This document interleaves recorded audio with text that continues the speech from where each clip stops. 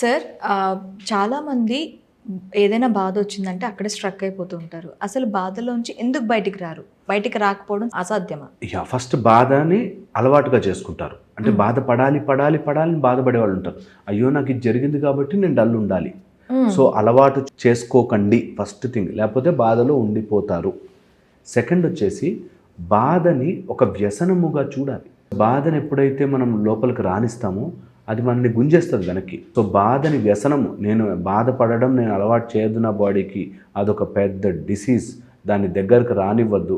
దేనికి బాధపడాల్సిన అవసరం లేదు. ప్రయత్నం చేస్తూ పోవడమే మనిషి లక్ష్యం అనుకుని వెళ్ళాలి. ఓకే. థర్డ్ వచ్చేసి బాధపడడం సొసైటీ కోసం పడుతుంటారు కొంతమంది. ఇలా ఉంటే ఇలా ఉండాలి, అయ్యో నాకేదో మోసం జరిగితే నేను బాధపడాలి, అంతే బాధ.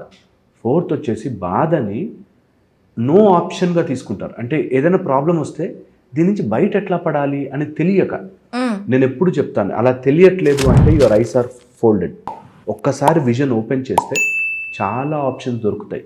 అందులో మనకు నచ్చినట్టుగా ఉండాలి అనుకోకపోతే దాటేస్తాం. కానీ అన్ని ప్రాబ్లమ్స్ మనకు నచ్చిన సొల్యూషన్ వస్తేనే హ్యాపీ, నచ్చకుండా వస్తే మాత్రం హ్యాపీగా ఉండరు. అందుకని చెప్తున్నాను, మీ బాధ దాటి మిమ్మల్ని వదిలి వెళ్ళిపోవాలి అంటే కొన్ని సొల్యూషన్స్ ఉంటాయి. మీకు నచ్చకపోయినా తీసుకోండి, చాలా చాలా ఇంపార్టెంట్.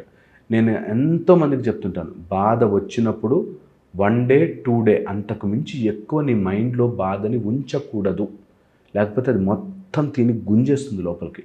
సో ఒకరోజు బాధ అనిపిస్తుంది, 2 డేస్ బాధ అనిపిస్తుంది, వితిన్ 1 వీక్ బౌన్స్ బ్యాక్ అయిపోయి వచ్చేయాలి.